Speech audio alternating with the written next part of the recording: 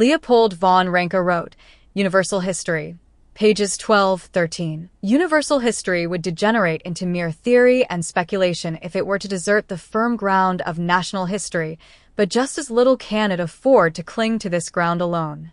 The history of each separate nation throws light on the history of humanity at large, but there is a general historical life, which moves progressively from one nation or a group of nations to another. In the conflict between the different national groups, universal history comes into being, while at the same time, the sense of nationality is aroused, for nations do not draw their impulses to growth from themselves alone. Nationalities so powerful and distinct as the English or the Italian are not so much the offspring of the soil and the race as of the great events through which they have passed. We have therefore to investigate and understand not only the universal life of mankind, but the peculiarities of at any rate the more prominent nations. In this attempt, the laws of historical criticism, which hold good in every detailed inquiry, may on no account be neglected, for it is only the results of critical investigation which can be dignified with the title of history at all.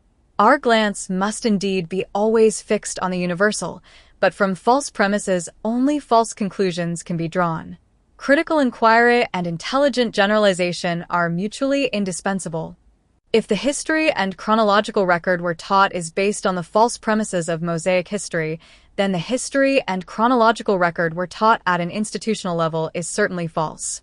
Ranke wrote, IB, page 2, the Egyptian religion has its origin in an epoch which we lack the means of investigating. Egypt forms the conclusion of an introductory chapter of human history, a period of inconceivable duration, whose most precious legacy consists of the more ancient Egyptian monuments. In this epoch the religion of the country had its beginning, a religion to which, with all its defects, we must assign a worldwide significance. Those of you who are paid members have witnessed me demonstrate the greatest forms of cultural diffusion between Egypt, Mexico, Ireland, and Italy, which, if authentically dated, predate the common era by millennia. There seems to be an obsession of ascribing human origins to places like Africa and Asia, while ignoring the ancient cultures of Italy and subsequently Europe, a part of the world that has always demonstrated their superior skills in civilization, architecture, metallurgy, engineering, sanitation, warfare, agriculture, animal husbandry, navigation, medicine, and much more. We use the word plumbing today, which comes from the Latin plumbum, which is a pipe of lead used to deliver water in the ancient plumbing of Rome.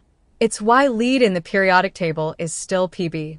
In fact, all one has to do is read books written in the 19th century to see how far behind places like Asia were regarding cleanliness, civilization, and the inability to navigate.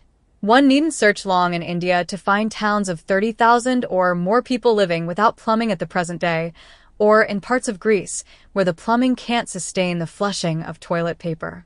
Yet, without fail, despite European conquest and defense against the invasion of Asiatic empires, there is an obsession to claim Europeans are a product of the Orient. But I've demonstrated, beyond shadow of any doubt, that this is not the case. Simply put, the ancient Italians are not Greeks and had nothing to do with Greeks. The affinity found between the cultures is a result of Italian expansion, not Greek expansion as imagined by the status quo. The systems of Italian priestcraft, from the alphabets to the mythology, are found everywhere that civilization touched, yet in places that only a culture of advanced maritime capabilities could have reached. This system is the sacred script, if you will, propagated by the holy sailors. Ranke wrote, IB, page 3. To the principal of them, however, Ra, Ta, Aman, the same designations are assigned. They form but one divinity under different names.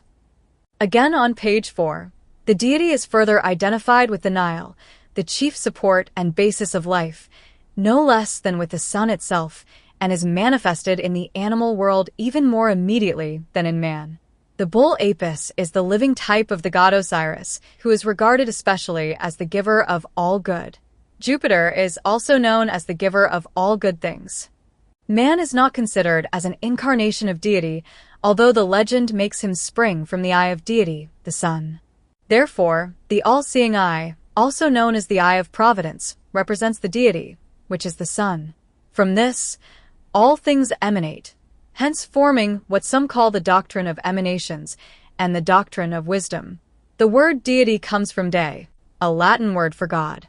The Agnus Dei, or Lamb of God, is the Lamb of the Sun, or the Sun in the sign of the Ram, Aries, when the year was reckoned in spring, at the vernal equinox, or Martius, March, the first month in the calendar of Romulus. Think long and hard about the degenerate gendermancers trying to socially engineer our culture through entertainment under the guise of diversity, equity, and inclusion, known as DI. They think they're God and know better than nature. Fortunately, there is no such thing as the modern audience they cater to, and their agenda is failing in a spectacular and humiliating fashion.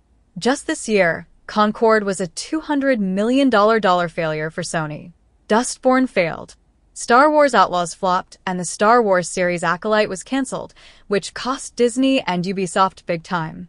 Assassin's Creed Shadows is about to be the second massive failure of the year for Ubisoft because it is so historically inaccurate, while pretending to be accurate, that the Japanese are petitioning to ban the game from releasing. The future is as bright as the sun for everyone who isn't an inverted Rebes. There are two main factors for why this knowledge is esoteric. The first is the uninformed emotional religious interpretations of this symbolism by uninitiated members of the cult of devils, accusers, also known as Abrahamics, who accuse others of that which they are guilty of, but are too ultra-crepidarian to realize it. Shout out to Jenny Garden. The second is the silence of initiated members of this cult, who allow the uninitiated information to obfuscate the true nature of the upper echelons of the priesthood, while simultaneously using that smokescreen to influence people in bottom rungs to behave in a way that benefits only the initiated. Both the uninitiated and the initiated of the same cult are to blame for this farrago that ensnares the masses of society in a state of childlike delusion that propagates victimhood, external saviors, and bearing false witness. It creates a haven for degenerates who've behaved in the most disgusting ways to pretend they are forgiven because an imaginary man died for their sins, not realizing the story is about the sun, as it has always been. It fosters a mindset that believes it can commit atrocities without consequences because, as long as they join a cult, they'll be forgiven.